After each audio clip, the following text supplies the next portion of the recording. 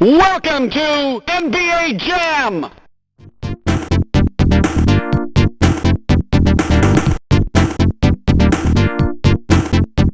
Hey there everyone, this is Darkside2K7 aka Skystacer. Yes, I know this is the one. Yeah, I'm recording this video before I go to sleep and put out what I need to talk about, okay? Hope you're ready. Here it goes. So basically I got two stories I want to hit on. First up is going to be LeBron James, and the second one is going to be Stephen A. Smith. The LeBron James one I'm going to do real quick, and then I'll do the next one. It will be combined as a one long video. Okay, so basically, LeBron James decided to head into the locker room on Tuesday night, where the Lakers got blown out by the Phoenix Suns, losing by 30 points in Game 5. And LeBron, instead of him actually try to help his team or rally the team up or everything, he decided to walk off the court and head into the locker room, trying to form a whatever bullshit excuse of why his team up. I mean, if you want my honest opinion, that's the kind of shit I hate about LeBron James. When shit gets tough, when shit doesn't go his way, he just go in and he just walk off like a little pathetic bitch that he is. And yes, we get it. Anthony Davis is out with a fucking injury. Okay, and you're supposed to be the so-called best player in the fucking world. So why don't you just help your team out? Try to rally the team up. Yeah. See, this is why I can't respect LeBron James. And I hate to say this, I don't see Michael Jordan pull some bullshit like that. Even if his team is down by that big and they scored that, he rallied the troops to try to help them get back, try to put up a valiant effort. Hell, when I was playing NBA 2K14, a basketball video game, mind you, and I started my career, and when my player went down, and I was the rookie for a team that I got drafted to, even though we were down big and it was in garbage time, I still put up a valiant effort to try to show the other team that I ain't gonna lay down and die. I mean, yeah, we lost that game, but at least I put in the effort and put in the work and put in the drive. This right here just proves that LeBron James wants to get players so they can help, so he can ride them to a way to a championship like that. Just like he did when he rode Ray Allen to a championship when he was with the Miami Heat, or that one time in the 2016 championship run when he went back to Cleveland, where Kyrie Irving bailed his ass out. Because we all know LeBron James is getting old. He's getting weak. LeBron James is getting old. Okay, let's get one thing perfectly clear. LeBron is getting fucking old.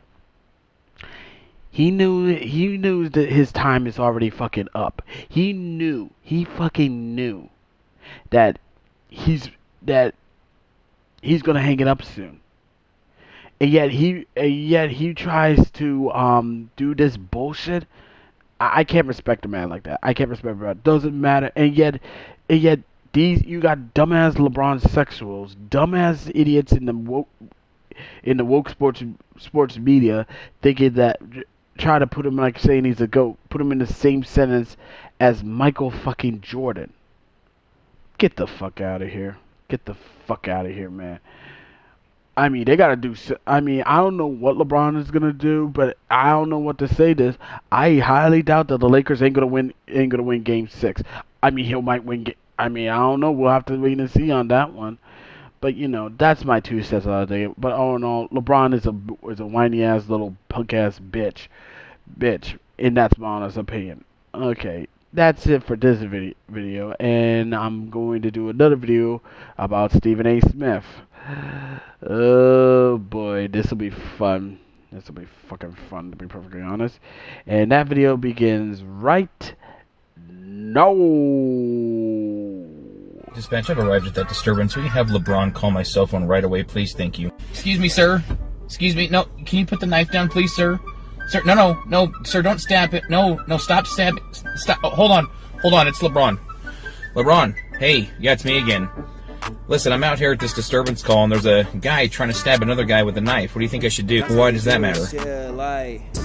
Okay, well, they're both black.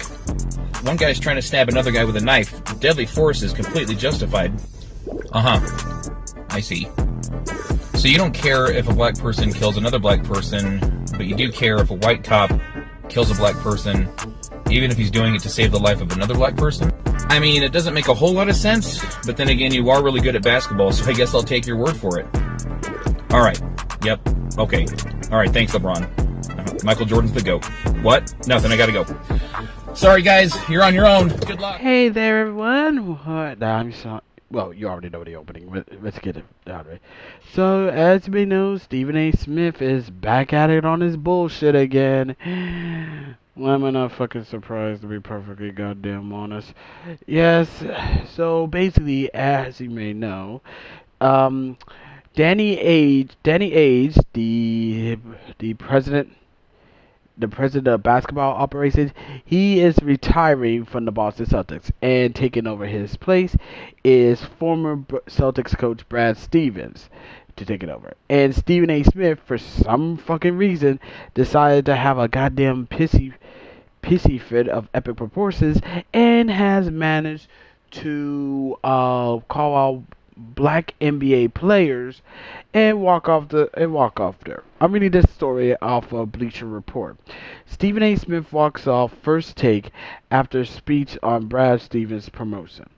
Stephen A. Smith expressed his frustrations about the news of Brad Stevens' ascension to the role of Boston Celtics president of basketball operations by momentarily walking off the set during first take on Wednesday. That happened yesterday.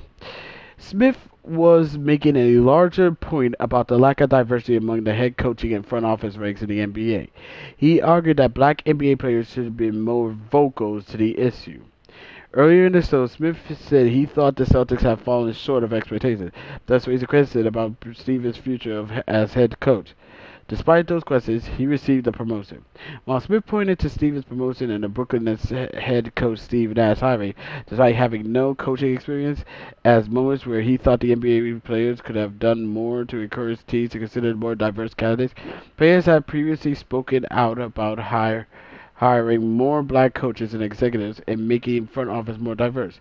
During the conference call alongside NBA Commissioner Adam Silver last June, Phoenix Suns star Chris Paul called for continued focus on elevating people of color and women on off-court roles. The league is predominantly African American players, so you like to see more people higher in executive positions, Paul told reporters. The league has told us it is up to us and players and union to hold them to that, to make sure that more people of color and women continue to keep being in these executive roles all throughout the league. Portland Trailblazers Damian Lillard and C.J. McCollum were vocal when veteran assistant David Vanderpool was passed over in favor of Chris Finch, where the Minnesota Timberwolves replaced Ryan Sutter. How the hell, Damian Lillard on Twitter, how the hell do you not hire David Vanderbilt? And he's right there on the bench, and has been in the front office successfully on the front of the bench of a winning team successfully 7 years, and also has played a major role in the development of a dominant backcourt. Sick in my damn head. Make it make sense, respectfully. National Basketball Association Executive Director Michelle Roberts also alluded to the level of frustration that has been echoed behind the scenes. These numbers are just disgraceful. It doesn't make any sense, Roberts said to USA Today in March. Mena noted the NBA has 7 black head coaches, 10 black general managers, and 1 Asian GM, and 1 Latino president of basketball operations. As Smith noticed, this discussion isn't limited to NBA. Last year, the NFL changed the Rooney Rule because many believe it was no longer effective in addressing the lack of diversity on the sidelines and in the front office. The same problem persisted in the MLB. Okay. Here's my thing about the whole thing about hiring head coaches, diversity executives on it. When people hire people to work as a head coach or an executive or the president of basketball operations, they do not look at their fucking skin color. They look at their experience. They look at their potential. They look at their record. And word of mouth and a good ass resume, that also helps out too. But this whole thing, like, we should hire this person because of his skin color, really cheapens the hiring process. And also, it's just like you want to take a risk on a person who have no experience whatsoever, but you want to hire them because he's black and you want to be diverse. And what happens if a person of color or a woman of color? But by the way, I hate this shit. I hate saying this shit, and I'm just only saying this as a part because these idiots won't shut the fuck up about it. What happens if these people get in and they don't do a good enough job? Well, of course, if they don't, of course, in any logical business sense, if a person doesn't do a good job or help a team bring in a championship, they get fucking fired, right? Yeah, that's the logical point. But with these idiots in the woke sports media, though, if they will call that franchise or business fucking racist if they fire a person of fucking color or a woman of color, even though they are doing a terrible job and the team is not winning any goddamn fucking championships or making it into the playoffs or develop any good fucking players. So my question to you, Stephen A. Smith, is why the fuck are you upset about this? I mean, whatever happened to you judging a person based on their character, right? I mean, you're just disrespecting and throwing away everything that Dr. Martin Luther King fought and died for. I look at a person based on the character, not their fucking skin color. But you're just upset because they decided to hire a person who could help this team to franchise, and yet, yeah, I mean, heck, you're doing the exact same shit that you're doing the exact same shit that what you did to Stephen Nash when he got hired to be the head coach for the Brooklyn fucking Nets. And I respect Steve Nash. And also but also what really pisses me off is that you had to bring up George fucking Floyd's name into this. What the fuck does George fucking Floyd have anything to do with what's happening, with what the Boston Celtics are doing? To me, you're fucking part of the problem. You just can't go through one fucking day without bringing race into shit. You always want to bring race into every fucking tiny little thing. And honestly, people like me are fucking sick and tired of it. We're so goddamn sick and tired of you motherfuckers always want to bring race into every tiny little fucking thing. Do you think people give a fuck about that? You think I give a fuck about who the head coach, who they're gonna hire as a head coach? I'm more worried about if he can help a team. If I'm an owner, if I run a franchise, I want to pick the people who can help me do the work and get the job done. Why the fuck would I want to take a gamble and pick it up or to hire someone based on the color of their fucking skin? Shit. Honestly, Stephen A. Smith should be ashamed of himself, and the fact that ESPN still have this fucking idiotic clown still on their goddamn payroll proves that they ain't shit. Well, then again, ESPN ain't shit. They're never gonna be shit. They won't be shit. So I guess that says a lot of shit right there. But anywho, I just want to put this out here. This is the other video that I made on this one. But I'd like to know what you think on these two big stories, on these two things that I want to talk about. All right. As always, be sure to leave a comment, like this video, subscribe to this channel, click the notification bell so you don't miss another update, share with friends, share with neighbors, share with significant others, and that's about it. Oh, and before I forget, and also, here's the thing. He also blasts a hell of a lot of black NBA players, including his supposed king, LeBron James.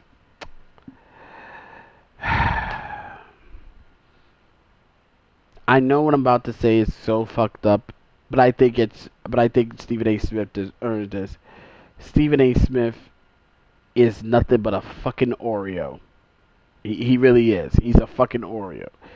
He may be black on the outside, but he's definitely fucking white on the inside.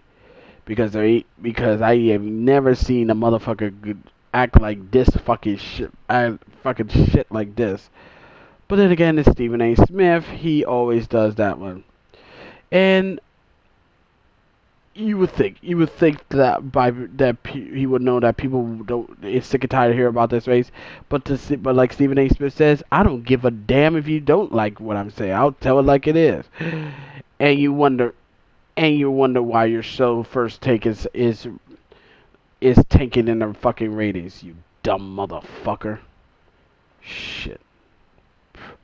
Says he's pro-black, but he likes to shit on black athletes. I bet you he doesn't really mean that. I bet you that whole bullshit rant that he did on Sunday, he didn't really fucking mean that. He did it because his white zaddy is telling him to do it. It's nothing but a puppet for white zaddy. Dance for me. Zaddy's in the background like saying, dance for me, puppet, dance for me. Come on. We all know that's what it is. I'm just calling it what it is. Till next time, this is Darkside2K7, aka Sonic Sky Caesar signing off. Catch y'all later. Peace. But seriously though, fuck you LeBron James for being a goddamn quitter. MJ is the GOAT. And fuck you Stephen A. Smith. Oh, and also fuck Max Kellerman, but y'all know I hate that motherfuckers. Bitch.